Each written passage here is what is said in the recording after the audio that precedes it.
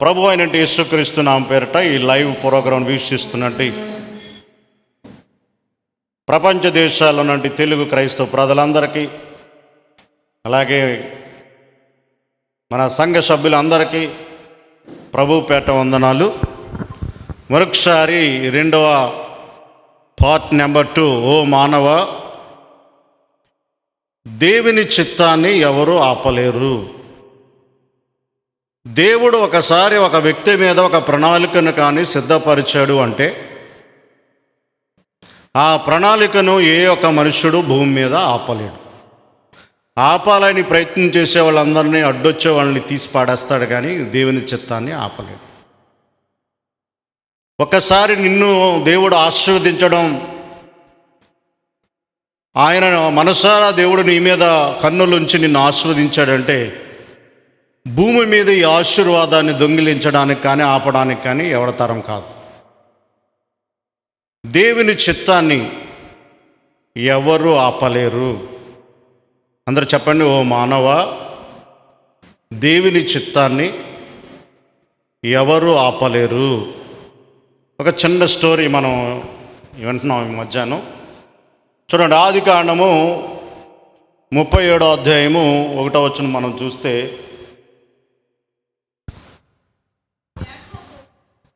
యాకోబు తన తండ్రి పరదేశుగా ఉండిన కానాను దేశములో నివసించెను. యాకోబు వంశావళి ఇదే. యోసేపు 10 ఏండ్ల వాడై తన సహోదరులతో కూడా మందను మేపించుండెను. తలపైకి ఎత్తండి, ఇటు చూడండి. ఈవేళ మనం వినబోయే వ్యక్తి పేరు ఏమిటంటే యోసేపు. గత వారం విన్న దావీదు అన్నదమ్ములు ఎంతమంది విన్నారు? 8 అన్నదమ్ములు, ఆయన 8వ వాడు. ఆయన గొర్రెలు మేపేవాడే. ఇక్కడ ఇతను అన్నదమ్ములు ఎంతమంది అంటే 12 మంది. ఇతను 11వ వాడు, బెన్యామీను 12వ వాడు. ఇతనికి 12 మంది అన్నదమ్ములు. ఇతను గొర్రెలు కాసేవాడే. పోయిన వారం రాజుగా అయిన వ్యక్తి కూడా గొర్రెలు కాసేవాడే. ఈయన కూడా గొర్రెలు కాసడే. గొర్రెలు కాయడం అంటే సామాన్యమైన విషయం అనుకోకండి. గొర్రెలు కాయడం అంటే ఒక గొర్రెల కాపరి, అంటే ఒక సంఘానికి, ఒక మందకు కాపరిగా ఉండడం. చాలామంది అనుకుంటారు పాస్టర్లకి ఏం పర్వాలేదు, హ్యాపీ, చాలా క్షేమంగా ఉంటారు, తినేసి హాయిగా ఉంటారు, నిద్రపోతాను అనుకుంటారు. ఒక మంద కాసే గొర్రె కాపరులకు ఉన్నంటే కష్టం ఎవ్వరికి ఉండకూడదు. అంత కష్టం ఉంటుంది. మంద కొరకు భారం కలిగి, బాధ్యత కలిగి, నా మందను అభివృద్ధి చేసుకోవాలి, నా మంద ఎవరైనా ఎత్తుకుపోతారేమో, తోడేలు ఎత్తుకుపోతుందేమో, సింహం ఎత్తుకుపోతుందేమో, ఏదైనా గుంటనక్కలు వచ్చి ఏదైనా గొర్రె పిల్లలను లాక్కి వెళ్ళిపోతాయేమో అని తపన కలిగిన కాపరికి సుఖమైన నిద్ర ఉండదు. మీరు ఎప్పుడైనా గొర్రెల మందతో కూడా వెళ్తూ ఉంటారు, కావిడి వేసుకుని వెళ్తూ ఉంటారు. అందులో కొండలు ఉంటాయి, ఎప్పుడైనా చూసారా? ఎందుకుంటాయి కొండలు? వాళ్ళతో పాటు 3 రోజులు 4 రోజులు ఎక్కడికో వెళ్ళిపోతారు వాళ్ళు. ఆ దారిలో ఏదో ఒకటి వండుకుని, ఏ ఆకు కనపడతా ఆకు, ఏ కాయ కనపడతా కాయగా వండుకొని వాళ్ళు తిని ఆ మంద కొరకు ఆయన కడుపు నింపుకుని ఆ మందను కాసుకుంటారు. సారమైన మందను, సారవంతమైన మేతను ఆ గొర్రెలకు పెట్టాలనే ఉద్దేశంతో వారు ఆ మందలు కూడా వెంబడిస్తూ ఉంటారు. చాలా కష్టం. రోజు రాత్రులు ఏవో పూర్లు వస్తుంటాయి, అర్ధరాత్రి వరకు పూర్లు వస్తుంటాయి. వాళ్ళకి సమాధానం చెప్పాలి, ప్రార్థన చేయాలి. మళ్ళీ ఎప్పుడు నిద్ర పడుతుందో, ఎప్పుడు లేస్తామో మాకే తెలియదు, ఎప్పుడు నిద్రపోతామో మాకే తెలియదు. చాలా కష్టం. ఎవరైనా పాస్టర్లుగా ఉండాలి అంటే ఓర్పు నేర్పు ఉంటేనే కానీ చేయలేరు. దానికి ఒక త్యాగం ఉండాలి. అప్పుడే శివుడికున్న గొర్రె ఉంటుంది, నడలేకపోతుంటుంది. దాన్ని ఏ కట్ట దగ్గర ఉంచి దాన్ని పడుకోబెట్టి ఒకవేళ దాని బాగోగులు చూడాలి. అప్పుడే ఈయనని గొర్రె ఉంటుంది. ఆ గొర్రె పిల్ల నడవలేదు, అది చక్కగా పాలు తాగలేదు, మేత తినలేదు. దానికి అలవాటు చేయాలి, నడక నేర్పాలి. గొర్రె మందలతో వెంబడిస్తుందో లేదో, వెంటాడుతుందో లేదో అని చూసుకోవాలి. ఎన్ని బాధ్యతలు ఉంటాయి. అలాంటి గొర్రెల కాపరిని దేవుడు పిలిచి రాజు యోగ్యతలను దేవుడు ఇచ్చాడు. గత దావీదు కూడా రాజభోగం ఇచ్చాడు. ఇప్పుడు గొర్రెలు కాస్తున్నట్టు యోసేపుని కూడా రాజుగా ఈ గొర్రెలను ఎంత బాధ్యతగా కాయటమో చూసి, తన కాని గొర్రెల్ని అంత బాధ్యతగా చూస్తున్నారు. నిజమైన గొర్రెలను అప్పగిస్తే ఎంత బాధ్యతగా చూస్తారని ఇశ్రాయేలు ప్రజల్ని, సొంత ప్రజలను ఆ గొర్రెల కాపరైనండి దావీదుకి, గొర్రెల కాపరైన యోసేపు చేతికి అప్పగిస్తున్నాడు. అలాంటి వారిలో రెండో వ్యక్తి ఎవరంటే యోసేపు. ఏం పేరు? ఈయన పేరు యోసేపు. ఈయనకి 12 మంది అన్నదమ్ములు. ఈయన 10వ వాడు, 11వ వాడు, చివరివాడు బెన్యామీన్. ఈయన తండ్రి పేరు యాకోబు. ఈయన చాలా అల్లారు ముద్దుగా పెంచినవాడు. ఆఖరి పిల్లవాడికి గారం పెడుతుంటారు కదా, అలాగ పాపం గారం పెట్టి తండ్రి దగ్గరే పెరిగాడు. విద్యాబుద్ధులు నేర్పించలేదు, మిలిటరీకి పంపించలేదు, యుద్ధ భూమిలోకి వెళ్ళలేదు, యుద్ధ నైపుణ్యం తెలియదు, యుద్ధాయుధాలు ఎలా వాడాలో తెలియదు. ఎందుకంటే ఇతనికి ఏమి నేర్పించకుండా తండ్రితో పాటు ఉంచుకుని మంచి అలవాట్లు నేర్పించాడు, మంచి భక్తిని నేర్పించాడు, మంచి నీతిని నేర్పించాడు. మనం కూడా మన పిల్లలకి బొట్టెట్టు కలగనుకున్నాం, గౌన్ వేసుకున్నాం, లేకపోతే అది వేసుకున్నాం, ఇది వేసుకున్నాం, తిండి తినడమే నేర్పడం కాదు, బట్టలు కట్టుకోవడం కాదు, వారికి గౌరవం ఉంచడం నేర్పాలి, వారు సాంప్రదాయాలు నేర్పాలి, మంచి మాటలు వారికి నేర్పాలి. అప్పుడే మన పిల్లలకి మనల్ని మెచ్చుకునే పిల్లలుగా తయారవుతారు. ఈ 12 మంది పిల్లవాళ్ళలో యోసేపు చాలా అందమైన వాడు. యోసేపు తల్లిదండ్రి యొక్క రూపంలో పుట్టినవాడు.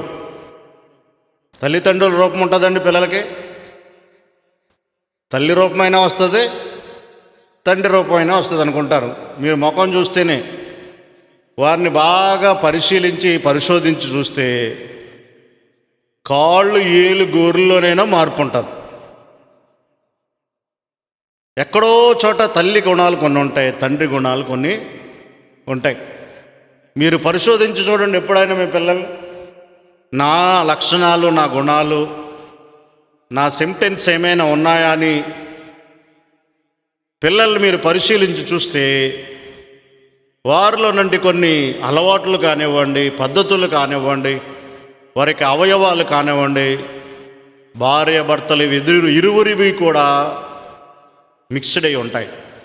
అలాగే యోసేపు కూడా తల్లిదండ్రుల యొక్క రూప సంకల్పం కలిగిన వాడు కాబట్టి తండ్రి బాగా ఎక్కువగా ప్రేమించేవాడు. అందుకని ఇతను ఎప్పుడు కుట్టడం కానీ తిట్టడం కానీ చేయడు, చాలా ప్రేమగా చూస్తూ ఉండేవాడు అన్నమాట. ఎక్కడికైనా ఏ దేశమైనా వెళ్ళి, ఏ ప్రాంతమైనా వెళ్ళి, ఏ పట్టణమైనా వెళ్తే చక్కటి పొట్లం తేవడం, ఒక మంచి వస్త్రం తేవడం, ఏదైనా ఆట వస్తువు తేవడం, అతని పనికొచ్చేది ఏదైనా తెచ్చివ్వడం ఆనవాయితీగా మారింది తండ్రికి. ఎందుకనంటే తండ్రి తన బిడ్డను ప్రేమిస్తున్నాడు కాబట్టి. అలాగా మంచి మంచి బట్టలు కూడా ఈయనకి తెస్తూ ఉండేవాడు. ఇలాగా ఈ 12 మందిలో ఈ అబ్బాయిని ఎక్కువగా ప్రేమించడం మిగిలిన అన్నదమ్ములు చూసి అసూయ కూడా పెట్టుకునేవారు. కానీ మరి తండ్రిని ఏం చేయలేరు కదా, అసూయ పెట్టుకున్నాను. ఒక రోజుని అలా చిన్నవాడు అలా పెద్దవాడయ్యాడు. ఎంత పెద్దవాడయ్యాడంటే 17 సంవత్సరాలు వచ్చాయట. ఎవరికి? యోసేపుకి 17 సంవత్సరాలు వచ్చిన తర్వాత ఇతని నీతిని, భక్తిని, ఇతని వినయమును, విధేయతను, ఇతని గుణగణములను దేవుడు చూసి ఆకాశము నుండి ఆ ప్రభువు ఇతనిపై దృష్టి వేసి యోసేపుని ప్రేమించి అతనిపై దేవుని చిత్తాన్ని తెలియపరచడానికి అతనికి దేవుడు ఒక దర్శనాన్ని, కలను ప్రసాదించాడు. అడగలేదు అతను. అడగక మునిపే యోసేపు తన జీవితంలో దేవుడు ఉద్దేశమును, దేవుని ప్రణాళికను, దేవుని చిత్తాన్ని అడగక మునిపే యోసేపుకి తెలియపరిచాడట. కొన్నిసార్లు నా బిడ్డల పట్ల, నా పట్ల నీ చిత్తం ఏంటి ప్రభా, నువ్వు అడిగితే నీ చిత్తం, దేవుని చిత్తం తెలియపరచట్లేదు. ఎందుకంటే నువ్వు అడిగేవారి బుద్ధులు, నీ బుద్ధులు, ఒకవేళ నువ్వు అడిగే బుద్ధి, నీ బుద్ధి బాగున్నా, ఎవరి గురించి అడుగుతున్నావో వాళ్ళ బుద్ధులు, వాళ్ళ మనస్సులు, వాళ్ళ గుణాలు బాగుంటేనే కానీ దేవుడు ఆ ఉద్దేశాన్ని తెలియపరచడు. అడగక మునిపే యోసేపు యొక్క ఉద్దేశమును దేవుడు బయలుపరిచాడు. యోసేపు కంటే ఎంత మంచివాడో దేవుడు, ఆ బిడ్డని ఎంతగా ప్రేమిస్తున్నాడో దేవుడు మనం అర్థం చేసుకోండి. అడగక మునిపే తన ప్రణాళికను, తన ఉద్దేశాన్ని, తన చిత్తాన్ని దేవుడు ఆయనకు బయలుపరిచి ఒక కల కన్నాడంట. ఆ కళ అతనికి అర్థం తెలియక, 17 ఏళ్ల వయసులో తెలియక అన్నయ్యలకి చెప్పాడట. ఏమిటి ఆ కళ అంటే 5వ వచనం చెప్తే, చదివితే మీకు ఉంటుంది అక్కడ. అతడు అన్న దగ్గరికి వెళ్ళి అన్నలను చూసి, నేను కనిన ఈ కళను దయచేసి వినండి. ఏమిటంటే, ఏం కళ కన్నాడంటే, నేను చేలో మనం అందరము వ్యవసాయ భూమిలో పనులు కడుతున్నాము. ఈ పనులు కడుతున్న సమయంలో నా పొలం లేచి నిలబడింది. మీ పనులు ఏం చేస్తున్నాయంటే నా పనకు సాష్టాంగ నమస్కారం చేస్తున్నాయి అని కళ వచ్చిందని చెప్పాడు. పాపం ఇతనికి తెలియడు. నాన్నగారు నన్ను ఎక్కువగా ప్రేమించడం చేత అన్నీలు ద్వేషం, పగ, కక్ష, కోపం పెట్టుకుని ఉన్నారనే ఉద్దేశం పాపం యోసేపుకి తెలియక ఈ వచ్చిన కళ అన్నయ్యకి పంచుకోవడానికి వెళ్ళారు. ఎప్పుడైతే ఈ కళ ఈ యోసేపుకి అర్థం తెలియదు, అన్నయ్యలకేమో తెలిసిపోయి వారి మనసుల్లో ఈ కళ భావాన్ని గ్రహించి ఎక్కువగా ఇతని మీద ఇంకా కక్ష పెట్టుకున్నాడంట, కోపం పెట్టుకున్నాడంట. పాపం ఎదుటివారి గురించి మనకి ఏ కోపం ఉందో మనకు తెలియదు కదా. ఇప్పుడు మీ గురించి నేను ఏదైనా కోపం పెట్టుకున్నానంటే నా మనసులో ఏముందో కోపం మీకు తెలియదు, మీ మనసులో ఏముందో తెలియదు. మనసులో దుమ్మిరిగిపోతే ఎక్స్రే తీస్తారు, ఏదైనా బాగుపోతే ఎక్స్రే తీస్తారు. హృదయంలో అంతరంగంలోని ఎక్స్రే ఎవరు చూస్తున్నారంటే, ఆకాశము నుండి దేవుడు నరులను పరిశీలించుచుండెను, వారు హృదయ లోతులను ఆయన పరిశీలించుచుండెను. ఆయన కన్నులే మానవ హృదయాన్ని స్కానింగ్ తీసే. ఇప్పుడు అలాంటి కన్నులు యోసేపు మీద పడి దేవుని చిత్తాన్ని ఆయన తెలియపరుస్తున్నాడు. ఇక ఆ కళ చెప్పిన తర్వాత చాలా కోపం పెట్టుకున్నారు. కక్ష, క్రోధం, ఇలాంటి కక్షలో క్రోధం పెట్టుకుంటే బైబిల్ ఏం చెప్తుందంటే, ఎవరైనా ఏదైనా కక్ష పెట్టుకుని క్రోధం పెట్టుకుంటే అది ఎముకలకి కుళ్ళంట. ఎవరైనా మీ మీద కోపం పెట్టుకుని అలా అనుకున్నారనుకోండి, మీరేమనకండి, వదిలేండి, అది వాళ్ళ కుళ్ళు వాళ్ళే తింటారు. చాలామంది అంటారు కదా, ఎప్పుడైనా విన్నారా? ఎవరైనా కుళ్ళు పడుతున్నారనుకోండి, వాళ్ళ కుళ్ళు వాళ్ళే తింటుంది అంటారు. మనం ఏమనకూడదు. వాళ్ళ మనసులో పెట్టుకునే కక్ష, క్రోధం వాళ్ళు పెట్టుకొని ఉండి అలా అలా అలా పెరిగి చెదపట్లాగా బయటకు వస్తుంది. అంతేకాని మనం ప్రేమించే ప్రేమలో, మనం గౌరవించే గౌరవంలో కూడా మనం సాగిపోవాలి. చూడండి, ఇతను చేసే పని ఏమీ లేదు, నీతిగా ఉన్నాడు, భక్తిగా ఉన్నాడు. అన్నయ్య ఏదైనా తప్పు చేస్తే తండ్రికి వచ్చి చెప్తున్నారు, అంతే ఆయన చేసిన పని.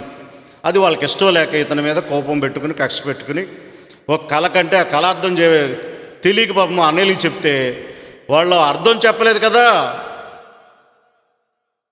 తిరిగి ఇతని మీద మరంత కక్ష పెట్టుకున్నారు. పాపం ఈయనకి తెలియక పట్టించుకోలేదు.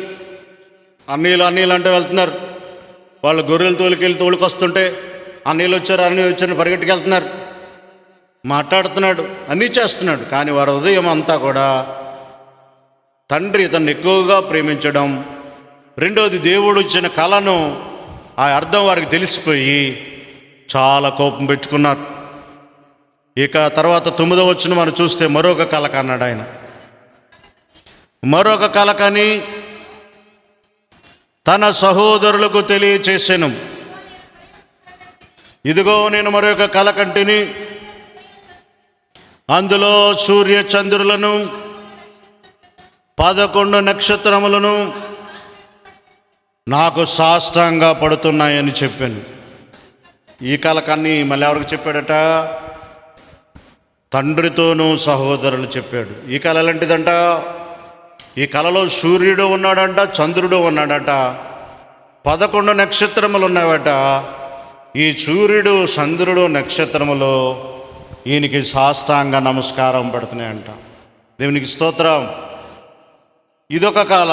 ఈ కళకు కూడా ఇతనికి అర్థం తెలియదు. తండ్రి గారు ఈ కళ విని మనసులో పెట్టుకుని ఈ కళ ఎప్పుడు జరుగునో అని దాచుకున్నాడట. మరి అన్నీళ్ళు దాచుకుంటారా? అన్నీళ్ళకి తెలుసు అర్థం ఏంటంటే, మా 11 మంది అన్నదమ్ములు, తల్లిదండ్రులు, నువ్వు గొప్ప రాజు అయిపోతావా, నువ్వు గొప్ప రాజు అయిపోతే నీ రాజారకం దగ్గరికి మేము వచ్చి నీకు సాష్టాంగ మేము నమస్కారం చేయాలా? ఇలాంటి కళ నువ్వు కంటే నువ్వు కళ కనేసినంతలోకి గొప్పోడైపోతావా? ఇలాంటి కళల కన్నీ నువ్వు ఊహలతో పడుకుంటున్నావా? ఏమి జరగాలే అని ఆ తమ్ముడిని కక్ష పెట్టుకొని చాలా ద్వేషంతో వాళ్ళు చూస్తున్నారంట. ఒక మనుష్యులు కానీ దేవుని చేత కానీ ఎక్కువగా మనం ప్రేమించబడుతూ ఉంటే కొంతమంది మనుష్యులు మనల్ని ద్వేషిస్తూ ఉంటారు. దేవుని చేత మనం ఎక్కువగా ప్రేమించబడి దేవుని చేత మనం ఆశీర్వదించబడుతూ ఉంటే అనేక మంది మనుష్యులు మన మీద ఆశీపడుతూ ఉంటుంటారు. కనుక దేవుని పిల్లలంగా మనం వారి యొక్క ద్వేషం, అసూయను మనం చూసి ఊరికే కృంగి నలిగి విసికి వేగాసాగిపోవలసిన పని లేదు. దేవునికి ప్రార్థన చేసుకుని నీ భక్తిలో నువ్వు నీ నీతిలో సాగితే దేవుడు నిన్ను ఎక్కడ ఉంచాలో, నీ మీద దేవుడు ఏ ప్రణాళిక కలిగి ఉన్నాడో, నీ మీద దేవుడు ఏ ఉద్దేశం కలిగి ఉన్నాడో దాన్ని ఎవరు ఆపలేరు. ఇలాంటి ద్వేషం కలిగినట్టు యేసోపు మీద కక్షపూరితమైనటువంటి మనసు పెట్టుకుని వారు ఉన్నారు. ఒక రోజును 4-5 రోజులు ఎందాక చెప్పాను కదా, గొర్రెల కాపరులు దూర ప్రాంతాలకు వెళ్ళిపోతూ ఉంటే 4-5 రోజులు ఇంటికి రాలేదు. ఎవరు? యేసోపు యొక్క వారు అన్నదమ్ములు. ఎంతమంది అని చెప్పాను అన్నదమ్ములు అమ్మా? ఈయనతో ఎంతమంది? 12 మంది. అంటే ఈయన కాకుండా ఎంతమంది అంట? 11 మంది. ఎంతమంది ఈయన కాకుండా అన్నదమ్ములు అంటే 11 మంది. ఈ 11 మందిలో ఒక ఆయన గొర్రెలు కూడా వెళ్ళడు. మిగిలిన 10 మంది గొర్రెలు దొరికి వెళ్ళిపోతారు. 4 days 5 days అయిపోయింది, తిరిగి ఇంటే ఇంకా రాలేదు. రాలేనప్పుడు తండ్రి గారు యేసోపుని పిలిచి, నాయన యేసోపు, అన్నీలు 4-5 రోజులు అయిపోయింది వెళ్ళిపోయి, గొర్రెలు తోలుకుని వెళ్ళారు, వారు క్షేమం ఇంకా రాలేదు, ఎలా ఉన్నారో ఏంటో తెలియదు, ఎక్కడున్నారో తెలియదు, ఒకసారి నువ్వు వాళ్ళ క్షేమ సమాచారాన్ని తెలుసుకుని రావాలి, ఇటు రా అని వారి దగ్గరికి పంపిస్తున్నాడు అనమాట. వెళ్ళేటప్పుడు ఉట్టినే వెళ్ళకూడదు కాబట్టి వాళ్ళు మరి మంచి భోజనం తినరు కాబట్టి మరలా నేను భోజనం అది తయారు చేసి అమ్మ పెడుతుంది, కొద్దిగా ఏమైనా జున్ను గడ్డలు పేలాలు ఇంట్లో ఏమైనా తిని బండారాలు ఉంటే పట్టుకుని వెళ్దిగాని రా అంటే పాపం వాళ్ళు కక్ష పెట్టుకున్నారని తెలుసా ఈయనకి? తెలియదు. అందుకని బయలుదేరి వెళ్తున్నాడు ఇవన్నీ పట్టుకుని. మరి ఊరు వెళ్తున్నాడు కాబట్టి ఆయనకున్న వస్త్రాలన్నింటిలో మంచి వస్త్రం, బాగున్న వస్త్రం ఒకటి వేసుకుని వెళ్ళాడనమాట. అదే ఈ మధ్యన కొత్తగా వాళ్ళ నాన్నగారు కొని తెచ్చారు నిలువు టంగి, అది వేసుకుని బయలుదేరుతున్నాడు. బయలుదేరి చెప్పాడు అడ్రస్, నాన్న పలానా ప్రాంతంలో ఉంటారు, బహుశా ఈవేళ నిన్న మొన్న ప్రాంతాల్లో వారు ఇలా తోలుకెళ్ళారు గొర్రెలు అని చెప్పారు, ఆ ప్రాంతాలకు వెళ్తే అన్నయ్యలు దొరుకుతారు అన్నప్పుడు ఆ ప్రాంతానికి వెళ్ళారు. వెళ్తే అక్కడ 2-3 అడిగితే ఇలాగా మా తండ్రి యాకోబు వారి కుమారులు 10 మంది అందరూ ఒకలాగా ఉంటారు, కాస్త ఇలాగ గెడ్డలు పెంచుకుని ఉంటారు, అలా పెంచుకుని ఉంటారు, ఇలా పెంచుకుంటారు, అయ్యో వారి పోలికలు చెప్తే ఇప్పుడే నిన్న ఎక్కడ ఉన్నారు, ఈవేళ రేవు అవతలకి లేక ఈ గొట్ట అవతలకి కొండ అవతలకి తోలుకెళ్ళారు, కాస్త నువ్వు ఆ దోతాన్ అనే ప్రాంతానికి వెళ్తే వాళ్ళు దొరుకుతారని చెప్పినప్పుడు పాపం దారిలో ఎన్నిసార్లు దించుకున్నాడో ఈ సామాన్లు, ఎక్కడ కూడా ఆకలిసినా కూడా ఆ బాక్స్ విప్పలేదు, అన్నీళ్ళతో పాటు తిందామని అన్నీళ్ళు పెడతారని ఆశపడి ఇక మొత్తం అన్నీళ్ళు కలుసుకునే వరకు కూడా పాపం అతను ఎక్కడ ఆగలేదు. తీసుకొచ్చి అన్నీళ్ళు చాలా దూరం ఉండగా ఆ గొర్రెల మందం చూసి, అమ్మయ్య మా అన్నీళ్ళ దగ్గరికి వచ్చేసాం, సంతోషం, మా అన్నీళ్ళు కలుసుకుంటారు, నా 10 మంది అన్నీళ్ళు నాకు గోరుముద్దలు తినిపిస్తారు, మా నాన్న గోరుముద్దలు పెట్టి తినిపిస్తాడు కదా, వారు కూడా 11 మందిల పెద్దలు పెడితే మా అన్నలో నా కడుపు నిండుతుందని ఆశపడుతూ ఉన్నాడు. ఇక దూరం నుంచి చూసి దగ్గరికి వచ్చేసాక ఇతని వస్త్రాన్ని గుర్తుపెట్టి, ఇతని చేతిలో వస్తువులు గుర్తుపెట్టి ఒకడు పరుగు వచ్చేసి చెప్పాడంటారు, ఎక్కడికి వెళ్తున్నావు అంటే, అడుగో కలలు కనేవాడు వస్తున్నాడు. ఏం పేరు పెట్టారట? తమ్ముడు కాదండి, కలలు కనేవాడు వస్తున్నాడు. ఆడు కలలు ఎలా నెరవేరుతాయో చూస్తాను, ఇప్పుడే వాడిని గోతులోకి తోసి చంపేస్తానని పరుగు వచ్చేస్తున్నాడంట. వాడు వెనకాల ఇంకొకడు వచ్చి అంటున్నాడంట, రే నువ్వు వాడిని గోతులో కట్ట తొక్కి ముందు క్యారేజీలు అయ్యి ఒలిగిపోతాయి, అవి లాగేసుకుందాం ముందు అని ఇంకొకడు పరుగు వచ్చి వాడి దగ్గర ఉన్న వస్తువులన్నీ లాగేసుకున్నారు. లాగేసుకుని మెడ పట్టుకుని ఆ పక్కనే ఉన్న నీరు లేని గుంటలో నెట్టివేశారు. అన్యం పుణ్యం వెరుగని తండ్రి చేత గారాభంగా పెరుగుచున్నట్టు నీతి న్యాయము కలిగిన వ్యక్తి, ప్రార్థన మంచి భక్తి కలిగిన వ్యక్తి. ఎక్కువగా ప్రార్థన చేసి భక్తి చేస్తే కొంతమందికి ఇష్టం ఉండదండి. చూడండి, అత్తగారు ఒకవేళ కోడల కంటే అత్తగారు వారిద్దరిలో భక్తి ఎక్కువ ఉంది అనుకోండి, భక్తిహీనతగా ఉన్న వాళ్ళు ఇష్టపడరు. చెల్లి అక్క ఉన్నారనుకోండి, అక్క భక్తి ఎక్కి వస్తుందంటే చెల్లి ఇష్టపడదు. బైబిల్లోనే ఉంది, మార్తా మరియమ్మలు చూస్తారు కదా, భక్తి ఎక్కువగా చేసిన వాళ్ళు చూస్తే అదోలా అనిపిస్తుంది. అందుకే మన భక్తి ఎదుటి వారికి కనిపించకూడదు. ఎంత భక్తిగా ఉంటున్నామో, ఎంత నీతిగా ఉంటున్నామో, అందుకే మీ నీతి ఎదుటివారికి కనిపించకుండా చేయమంటున్నాడు. మీ ఉపవాసాలు ఎదుటివారికి కనిపించకుండా చేయమంటున్నాడు. మీ యథార్థత ఎదుటివారికి కనిపించకుండా జీవించమంటున్నాడు. దూరం నుండే వచ్చి అట ఈ తమ్ముడును మెడ పట్టుకుని నీరు లేని గుంటలోనికి తోసివేశారు. తోసేసి, ఏంట్రా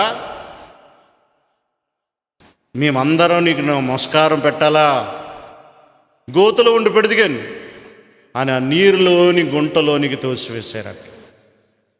వీళ్ళు ఎదుటికుండా గట్టు మీద కూర్చొని దూరంగా తమ్ముడు మోసుకొచ్చిన మొయ్యలేని క్యారేజీలు తింటూ ఏమైనా పెడతారేమో అని, పిలుస్తారేమోనని చూశాడు. పిలవలేదు, ఒక ముద్దు కూడా పెట్టలేదు. చేతులు తిమ్మిర్లెక్కిపోయినట్టుగా మోసుకొచ్చాడు, ఒక ముద్దు కూడా పెట్టలేదు. ఎంత ఘోరం చెప్పండి, అది ఎంత బాధకర విషయం. కొన్నిసార్లు దేవుని చిత్తాన్ని నెరవేర్చబడ్డానికి కొన్ని కష్టాలు మనం అనుభవించాలి. దేవుడు మన ఎడల జరగబోతున్న ప్రణాళికను నెరవేర్చడానికి కొన్ని ఆపదలు మనం ఎదుర్కోవాలి. దేవుని చిత్తాన్ని నెరవేర్చడానికి మొదటి ఆపదలో పడ్డాడు. అది యోసేపు నీరు లేని గుంట. దేవుని యొక్క ప్రణాళికను నెరవేర్చడం అంటే అంత సులువు కాదు. దేవుని చిత్తాన్ని మనం తెలియపరుచుకోవాలి, ఆ స్టేజ్కి వెళ్ళాలంటే అంత సులువు కాదు.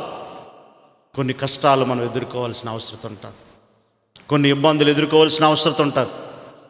ఇక్కడ చూడండి, యోసేపు తన చిత్తాన్ని కొరకు ఎదురు చూస్తున్నాడు. మొదటి కష్టాన్ని గోతులో తోసివేయబడ్డారు. చంపేద్దామని చూస్తున్నారు, ఆ గోతులో ఏడుస్తున్నారు. ఒకవేళ అడుగొచ్చు, అన్నయ్యలారా నేను ఈ పాపం చేశానురా, మీకు మొయ్యలేక తిండి పట్ట అన్నీ మోసుకొచ్చి పెట్టాను, ఒక ముద్ద పెట్టండి అని ఒకవాడు అడిగాడేమో, అక్కడ వ్రాయబడలేదు. కానీ ఒకవేళ అడిగి ఉండొచ్చు, లేకపోతే అడగకపోవచ్చు. కానీ వాళ్ళు ఏ ఒక్కడు కూడా జాలి పడలేదు. ఎవరు? పరాయి వాళ్ళ? ఎవరు పరాయి వాళ్ళ? తనతో పాటు పేగు పంచు పుట్టినట్టి బంధువులే, స్నేహితులే, అన్నలే. ఎవరో దూరం వాళ్ళు ఏదో అన్నారని దానికే బాధపడిపోతారు మనం. ఎవరో మనకి ముక్కు ముఖం తెలియని స్నేహితుడు ఏదో అంటే బాధపడతాం. ఇంట్లో వాళ్ళే తన అన్నయ్యను గుంటలో తోసివేశారు. ఏంటిది?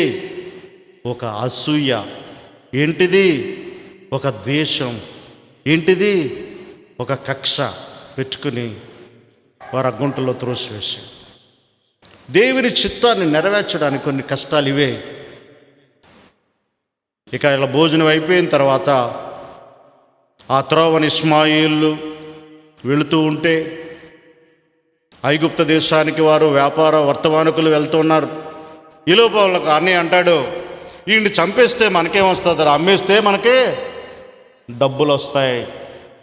చంపేస్తే ఏమొస్తాయి, అమ్మేస్తే డబ్బులు వస్తాయి. అమ్మి వేద్దాం అని ఆ గుంటలోంచి పైకి తీసి, పోనీ ఏ స్నానం అన్నా చేయించారంటే లేదు, ఆ నిలువటంగి చింపేసి ఆ బాడితోటి ఇష్మాయేలుకి వెండి నాణెములకు అమ్మివేశారు. ఒక వస్తువుని అమ్మినట్లుగా అమ్మేశారు ఆయన. ఒక విలువైన దేవుని చిత్తాన్ని నెరవేర్చే ఒక నీతి కలిగిన యథార్థం కలిగినట్టు వారిని అమ్మేస్తున్నారు. ప్రజలు అమ్మేస్తారు, కాల్చేస్తారు, డప్పే చాటేస్తారు. చూడండి ఎలా అమ్మేశారు. తండ్రి ఒడిలో పెరుగుతున్నటువంటి తండ్రి గోరుముద్దలు తింటున్నట్టు యేసేపు ఒక వస్తువు అమ్మివేయబడినట్లుగా అమ్మివేయబడుతున్నాడు. ఈ బాడితో ఉన్నాయన్ని రథం కానీ ఒంటి కానీ ఎక్కించుకుంటారా? 2 చేతులు కట్టి వెనకాల ఒంటికి కూడా తీసుకుపోతున్నారు. వీడు ఎన్ని తప్పులు చేస్తేనే కానీ వాళ్ళ అన్నీళ్ళంట అమ్మేసారు. ఎంత దుర్మార్గుడైతేనే కానీ ఇతను ఎలా అమ్మకుండా ఉంటారు? ఇన్ని పాడు పనులు చేస్తేనే కానీ ఇతను నమ్మకుండా ఉంటారు. కొనుక్కున్న వాళ్ళు అనుకుంటూ ఉన్నారు. అందుకనే నిజంగా చేశాడా? ఏదైనా తప్పు చేశాడా? ఏదైనా నేరం చేశాడా? అలా చేసిన నేరం ఏంటంటే తండ్రి మాట విని క్యారేజీలు మోసుకొచ్చాడు. అదా నేరమా? కనుక కొన్నిసార్లు ఏ నేరము చేయకపోయినా మనం హింసించబడతాం. ఏ నేరము చేయకపోయినా కృంగిపోవలసిన సమయం వస్తుంది. ఏ తప్పు చేయకపోయినా ఇబ్బంది పడవలసిన సమయం వస్తుంది. ఏ నేరము చేయకపోయినా ఇలాంటి కష్టాలు మనం ఎదుర్కోవలసిన అవసరం వస్తుంటాం. యేసేపు అలాంటి కష్టాన్ని ఎదుర్కొంటూ ఉన్నాడు. ఒంటికి వెనకాల చేతులు కట్టుకుని ఆ బాడుతో ఎన్ని రోజులు నడిచాడో. ఇంటి దగ్గర భోంచేసి బయలుదేరాడో లేదో తెలియదు. అన్నయ్యల దగ్గర భోజనం చేద్దామని ఆశపడ్డాడు. కొనుక్కున్న వాళ్ళు భోజనం పెడతారా? ఐగుప్తు దేశం తీసుకువెళ్ళిపోయారు. ఎక్కడో ఆగిన తర్వాత వారితో పాటు అందరితో పాటు స్నానం చేస్తుంటాడు. ఆ బాడంతా కడుక్కుంటే చూస్తే చాలా మంచి ఎర్రగా దొండపండులాగా ఉన్నాడు. అయ్యో కుర్రోడు మంచోళ్ళలాగా ఉన్నాడు, చాలా ఎర్రగా ఉన్నాడు అని, చాలా డబ్బులు వచ్చేలాగా ఉన్నాయి మనకని కొన్నాళ్ళ పాటు ఆయన దగ్గర ఉంచుకుని ఆ దేశపు యొక్క మార్కెట్లలోకి పోయి మనుషులు అమ్మే మార్కెట్లో నుంచోబెట్టారట. మంచి కాస్ట్లీ బట్టలు వేసి ఏలం పాట పెడుతున్నారు అమ్మకానికి. యేసు ప్రభు వారిని కూడా అలాగే అమ్మివేశాడు యోధా. వాళ్ళు 12 మంది శిష్యులే, ఇక్కడ కూడా 12 మంది అన్నదమ్ములే. ఆ యేసుక్రీస్తు యొక్క లక్షణాలు కూడా యేసేపులో ఉన్నాయి. ఎందుకు అమ్ముతున్నారాయా నన్ను? మీ ఇంట్లో ఏదో పని చేసుకుంటాను కదా అనలే. ఎందుకు అమ్మేస్తున్నావు అయ్యా ఆంటీ అంకులు? మీ ఇంట్లో ఏదో దాసీ పని చేస్తాను అని కూడా అనలే. ఆ మార్కెట్లో నిలవబెట్టి ఇష్మాయేలు అమ్మితే ఐగుప్తు దేశం యొక్క పోతీపర్ అంటే సైన్యాధికారి, గొప్ప ధనవంతుడు, ఎక్కువ డబ్బుకి కొనుకెళ్ళిపోయాడట. చూసారా? రెండో విషయం,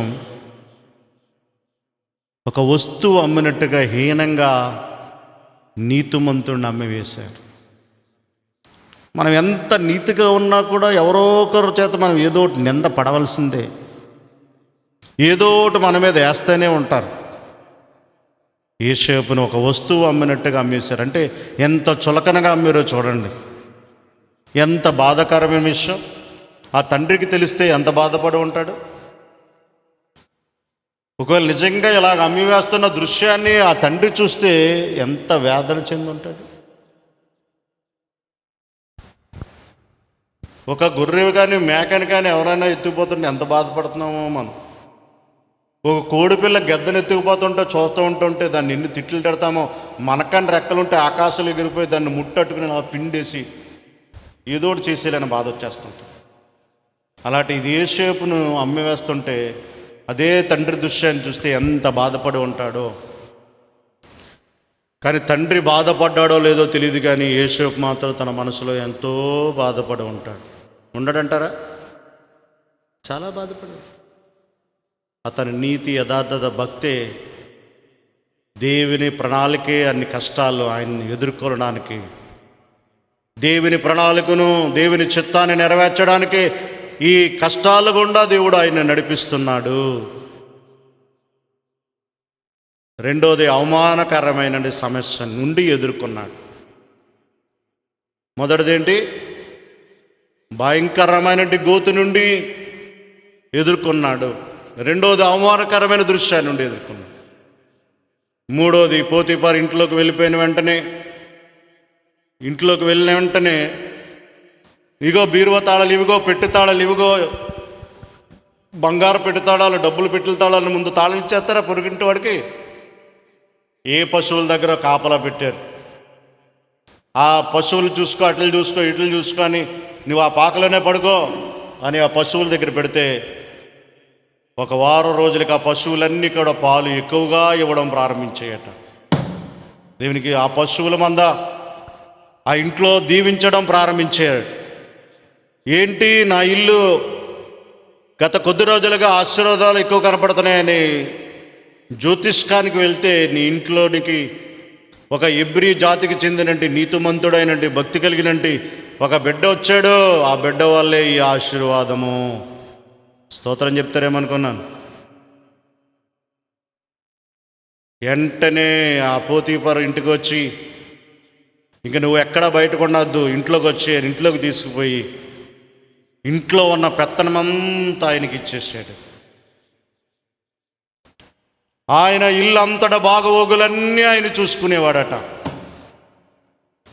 లోకల్ పనులన్నీ ఆయన చూసుకుంటే విదేశం పనులన్నీ తన యజమానుడు చూసుకునేవాడు. ఈ 17వ సంవత్సరం 18, 20, 21, 22 సంవత్సరాల వయసు వచ్చింది. ఇంకా కొంచెం బాగున్నాడు. ఎందుకంటే అన్ని పెత్తనాలు చూసుకున్నాడు, మంచి ఉద్యోగం ఇచ్చారు. ఆ పోతీఫర్ యొక్క భార్య ఈ యవ్వనస్తుడైనట్టి, రూపసమైనట్టి ఆయన మీద కన్నేసింది. అనవసరంగా మా యజమాని పెళ్లి చేసుకున్నాడు, ఇంటికాడ ఉండడు, దేశాలంటే తిరుగుతాడు, దేశ దిమ్మర్లాగా, నిన్నైనా పెళ్లి చేసుకుంటే బాగున్నాను, నీవు నా ఇంట్లో ఉన్నావు అంటూ మొదలు పెడుతూ నీతో నేను పాపం చేస్తానంటే వెంటపడేదట. ఒక రోజున ఎవరో లేకుండా చూసి గట్టిగా బలవంతంగా పట్టుకుంటే ఆ పాపాన్ని విడిచిపెట్టి పారిపోయాడు. ఆ పాపం చేయకుండా పారిపోయినందుకు యజమానుడు వచ్చిన వెంటనే ఆయన్ను శరశాలలో వేయించేశాడు. ఇది మూడో సమస్య. మొదటి అన్నదమ్ముల చేత సమస్య. రెండో సమస్య, మార్కెట్లో అన్యజనులు చూస్తున్నవారందరూ ఎదుట ఉండ ఒక వస్తువు అమ్మనట్టుగా ఒక వ్యక్తిని అమ్ముతున్నారంటే నన్ను కొనండి అని ఎవరైనా అంటారా? తలదించుకుని ఒక మానవుడుగా అమ్మబడుతున్నాడంటే యేసుప్రభు వారు ఏ విధంగా అయితే తలదించుకుని ఉన్నాడో అలా తలదించుకుని అవమానమైంది. మూడవది ఏంటంటే, చేయని పాపానికి, చేయని నేరానికి శరశాల పాలైపోయాడు, కుమిలిపోతూ ఉన్నాడు. ఏంటయ్యా ప్రభువా, నన్ను ఎందుకు పుట్టించావు, నన్ను ఎందుకు బతికిస్తున్నావు, నన్ను చంపేయి అని యేసేపు అనలేదు. కానీ ఎన్ని తలచినా ఏది అడిగినా జరిగేది నీ చిత్తమే ప్రభువా, జరిగేది. ఎన్ని తలచినా ఏది అడిగినా జరిగేది. జైల్లో కూర్చుని పాటలు పాడుకుంటూ ఉన్నాడు.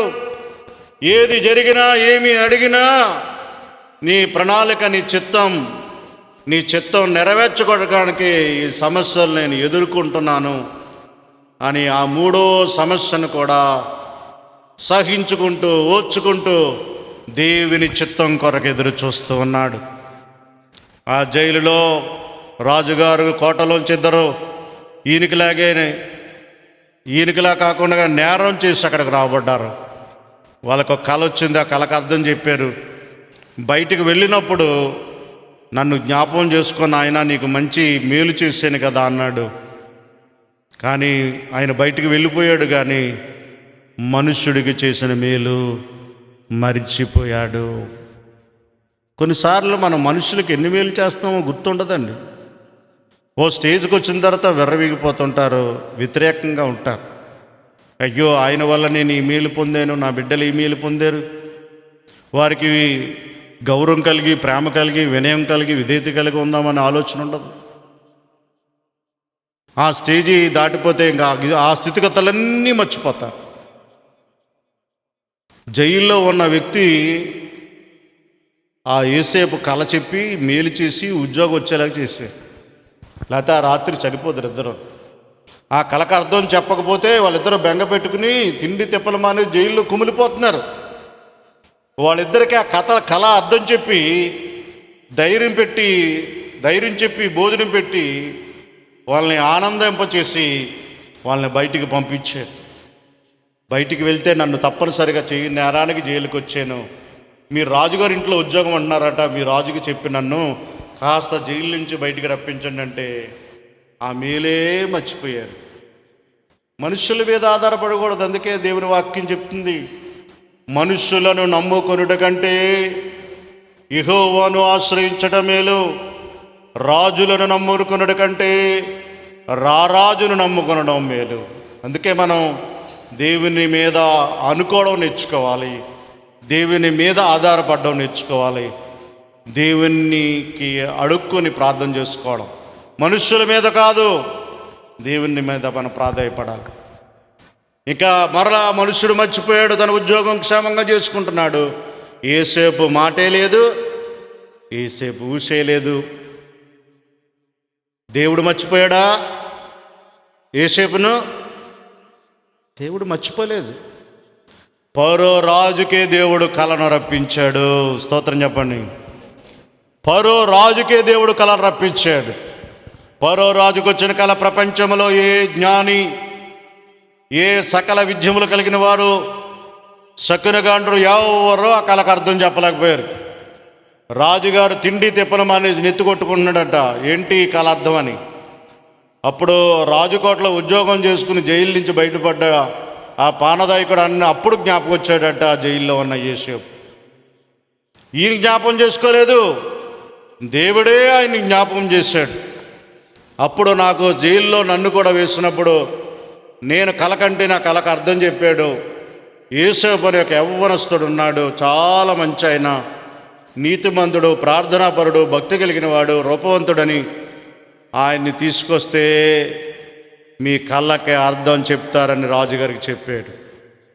రాజుకు చెప్పడే తరువాయి రాజు కోటలోంచి గుర్రం, రథం, వస్త్రాలు బయలుదేరి వెళ్ళి జైల్లో ఉన్న యేసేపు అందంగా కటింగ్ ఎంచుకుని రాజుగారి యొక్క ఇంటిలో నుండి వస్త్రాలు తొడిగించి రాజుగారు రథం మీద రాజు కోటలోనికి వస్తూ ఉన్నాడు. ఇది ప్రభు యొక్క చిత్తము. అర్థమైన వాళ్ళు స్తోత్రం చెప్పండి.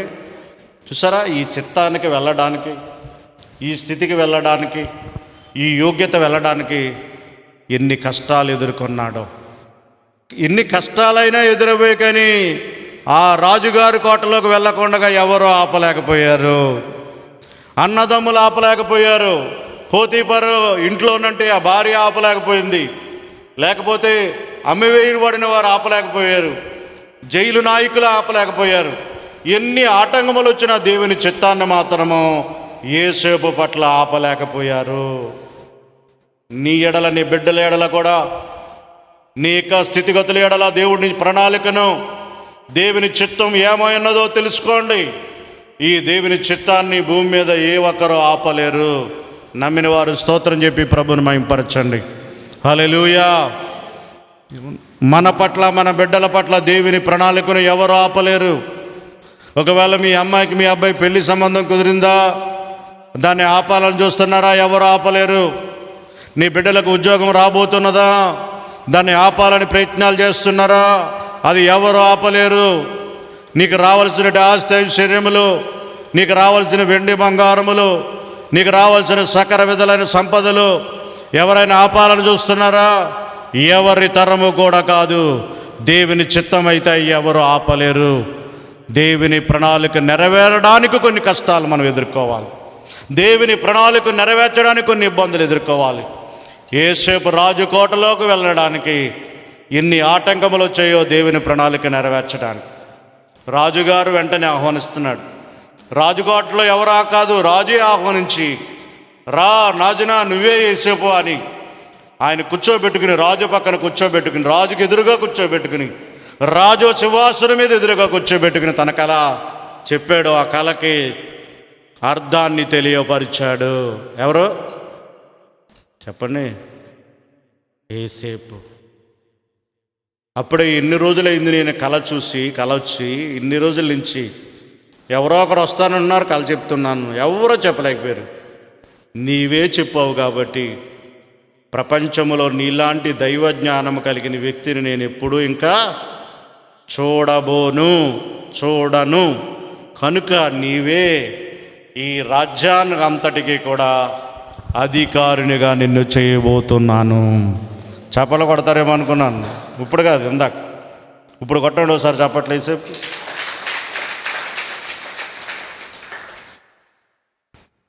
ఆ 41వ అధ్యాయము 41వ వచనం, ఆదికాండము 41వ అధ్యాయము 41వ వచనము చూస్తే అక్కడ ఉంటుంది, మరియు ఫరో రాజు చూడుము, ఐగుప్తు దేశమంతటి మీద నిన్ను నియమించి ఉన్నాను. ఒకసారి మళ్ళీ చప్పలు కొట్టి ప్రభుని మహిమపడతారా?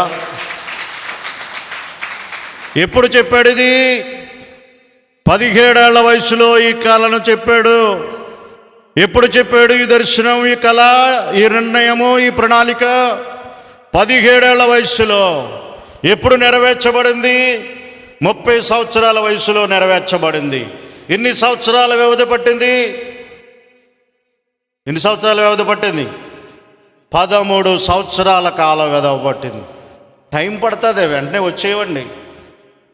దేవుని ప్రణాళిక నెరవేర్చబడాలి అంటే కొంచెం టైము చూడాలి, వేచి ఉండాలి, ఓర్పుతో ఉండాలి, నేర్పుతో ఉండాలి. దేవుని చిత్తం కొరకు మనం ఎదురు చూడాలి. దేవుని ప్రణాళిక కొరకు మనం ఎదురు చూడాలి. దేవుని ఉద్దేశం కొరకు మనం ఎదురు చూడాలి. అప్పుడే దేవుడు కార్యాలు చేస్తాడు. ఇలాగొచ్చి బాప్తిసం పొందేశాం, నాకు ఏదో 2 కాసులు బంగారం ఇవ్వలేదటి, నాకు ఇల్లు ఇవ్వలేదటి, నాకు డబ్బు ఇవ్వలేదటి, నాకు ధనం ఇవ్వలేదటి, మా అత్తగారిని చంపలేదటి, మా కోళ్ళ ఇలాగ అవ్వలేదటి, నా ముసలోడు ఇలాగ అవ్వలేదటి. ఇవి కాదండి. దేవుని ప్రణాళిక నెరవేర్చబడాలంటే దేవుని చిత్తం కొరకు మనం ఎదురు చూడాలి. యోసేపు ఎన్ని కష్టాలు వచ్చినా అలా ఎదురు చూశాడు, ఎన్ని ఆపదలు వచ్చినా ఎదురు చూశాడు. కానీ దేవుని ప్రణాళికను మాత్రం ఏవి ఆపలేకపోయాయి. దేవుని చిత్తాన్ని మాత్రం ఏవి ఆపలేకపోయాయి. దేవుని ఉద్దేశాన్ని ఎవరు ఆపలేకపోయారు? అన్నలు ఆపగలిగారా? ఇస్మాయిల్ ఆపగలిగారా? పోతీఫరు భార్య ఆపగలిగిందా? జైలు నాయకులు ఆపగలిగారా? ఎవరు ఆపలేరు. దేవుని చిత్తం నెరవేరుస్తాడు. అందుకే చెప్తున్నాడు, ఐగుప్తు దేశమంతా కూడా నేనే రాజునైనా కూడా నీవే గొప్ప అధికారిగా నేను చేస్తున్నాను. ఇంకా అంటాడు, ఫరో తన చేతినున్న బంగారు రాజముద్ర ఉంగరమును తీసి యోసేపు చేతికి పెట్టి సన్నపు నార బట్టలు అతనికి తొడిగించి అతని మెదడుకి బంగారు గొలుసు వేసి రాజుగారికి ఉన్న రథం లాంటి రథం ఇంకోటి తయారు చేయించి ఆ 2వ రథం మీద ఎక్కించి దేశమంతటా ఊరేగిస్తూ ఉన్నాడు. ఇదిగో నేనే రాజుని, కానీ యోసేపు సెలవు లేకుండా ఎవడైనను కాలైనను ఎత్తకూడదు. ఈ రాజ్యానంతటికి యేసేపే రాజ్యాధికారిగా ఉంటున్నాడు అని ప్రకటన చేసి రాజ్యమంతటా కూడా ఊరేగించి ఆయనకు ఒక ప్రత్యేకమైన పేరును పెట్టాడు. చంపేయాలని చూసేవాళ్ళు పేరు పెట్టారు. ఏ పేరది? ఏ పేరా? మర్చిపోయారా? కాలాలు కానివాడా. అది ఏ పేరు? అది ద్వేషముతోని, పగతోని, కక్షతోని పెట్టబడిన పేరు. ఇక్కడ ఒక రాజుగారి పేరు పెడుతున్నాడు. ప్రేమతోనూ, గౌరవంతోనూ, ఆప్యాయతతోనూ, అనురాగముతోనూ, భక్తితోనూ, విశ్వాసముతోనూ ఒక మంచి పేరు పెడుతున్నాడు. ఏం పేరు పెడుతున్నాడు? పేరు మరియు పరో యోసేపునకు జప్నత్ననుహు అని ఒక మంచి పేరు పెట్టాడు. ఆ పేరుకి అర్థం కూడా ఉంటుంది. మీరు బైబిల్లో చూసి చదువుకొని నేర్చుకోండి. అలాగ రాజ్యమంతటా ప్రకటించాడు. 42వ అధ్యాయం దగ్గరికి వెళ్తే తన అన్నదమ్ములందరూ కరువు కాటకాలతో నశించిపోతూ ఉంటే, తిండి తిప్పలు లేక బాధపడుతూ ఉంటే, యోసేపు దగ్గర ధాన్యం ఉన్నదని తెలుసుకుని, ఇక్కడ కాదు తీటు ఇంటికి వెళ్ళిన తర్వాత 42వ అధ్యాయం చదువుకున్న తర్వాత అప్పుడు ఎసర్లు పెట్టండి. ఎంత అద్భుతమైన స్టోరీ అంటే ఆశ్చర్యమైన స్టోరీ అండి.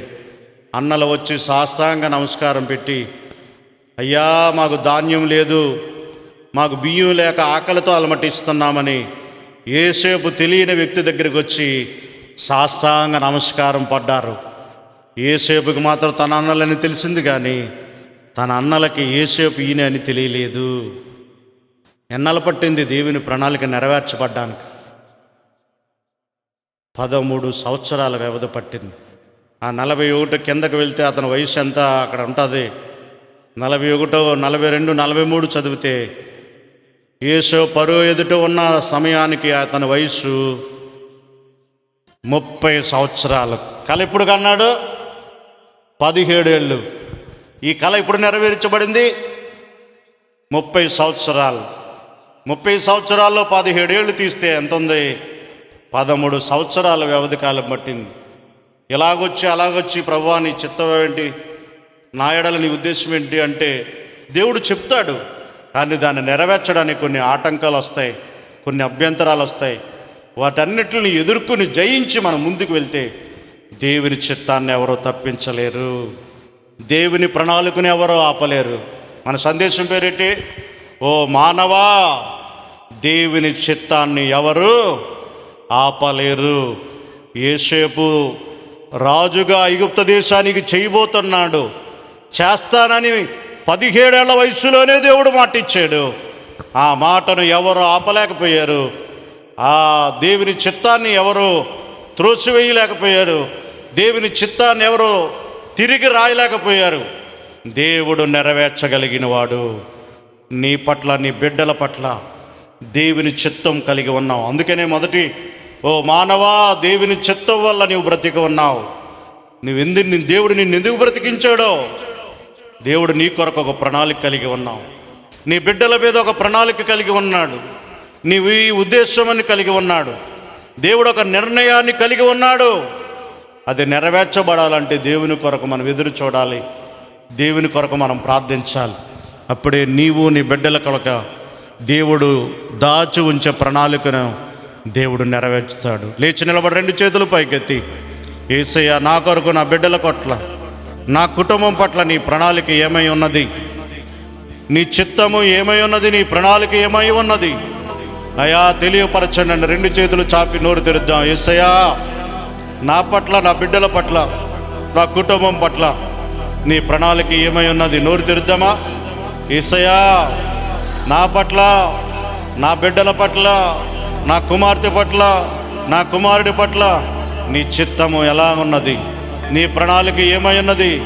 నీ నిర్ణయం ఏమై ఉన్నది? నీ ఉద్దేశం ఏమైనది? 17 ఏళ్ల వయస్సులో యోసేపు తన చిత్తాన్ని, ప్రణాళికను తెలుసుకున్నాడు. నీవు నీ చిత్తాన్ని, నీ ప్రణాళికను తెలుసుకోవాలి అంటే నీతిగా, భక్తిగా, ప్రార్థనగా దేవుని కొరకు ఎదురు చూస్తే దేవుడు నీ చిత్తాన్ని, ప్రణాళికను తెలియపరుస్తాడు. ప్రార్థన చేసుకుందాం. నాతో ఏకీభవించండి. చెప్పండి, యేసయ్యా నీ చిత్తాన్ని, నీ ప్రణాళికను తెలియపరచండి. నా పట్ల, నా బిడ్డల పట్ల నీ ప్రణాళిక, నీ చిత్తము ఏమై ఉన్నదో తెలియపరచండి. ఆ ప్రణాళిక ఆపాలని, ఆ చిత్తాన్ని ఆపాలని ఎన్నో ఆటంకములు, అవి మనుషుల రూపంలో రావచ్చు, ఎన్నో ప్రయోగాలుగా మాకు ఎదురవ్వచ్చు. వాటిలన్నిటిని ఎదుర్కొని, వాటిలన్నిటిని జయించుకుని నీ సాక్షులుగా మేము బ్రతికి, నీ చిత్తానికి అనుగుణంగా బ్రతికి, నీ చిత్తాన్ని నెరవేర్చుకునే బిడ్డలుగా చేయండి. అట్టి కృపతో నింపి నడిపించండి. ఈ సమయంలో ఇక్కడ ఈ వర్తమానం వినండి ప్రతి బిడ్డలను, ఈ లైవ్లో వర్తమానం విన్న ప్రతి బిడ్డలను మీరు దీవించండి. వారి పట్ల, వారి బిడ్డల పట్ల, వారి కుమార్తెల పట్ల, వారి కుమారుల పట్ల, వారి బిడ్డల చదువుల పట్ల నీ చిత్తం ఎలా ఉంటే ఆ విధంగా నీ ప్రణాళిక చెప్పిన నడిపించండి, జరిగించండి. నాయన, మా ఉద్దేశము, మా నిర్ణయాలు, మా తపనలు కాదు కానీ ప్రభువా, నీ చిత్తం, నీ ఉద్దేశములు, నీ ప్రణాళికలు యేసయ్య పట్ల నరిగించిన దేవా, యేసయ్య పట్ల తెలియపరిచిన దేవా, మా పట్ల కూడా మీరు తెలియపరిచి మీ నామమునకి మహిమ, ఘనత, ప్రభావములు మీరే పొందుకొనమని యేసుక్రీస్తు వారి నామమున ప్రార్థించి స్తుతించి అడిగి వేడుకుంటున్నాము తండ్రి. ఆమేన్. ఈ వర్తమానం విన్న ప్రతి వారికి ప్రభు పేట శుభవందనాలు. దేవుడు మిమ్మల్ని అందరిని దీవించును గాక. ఆమేన్.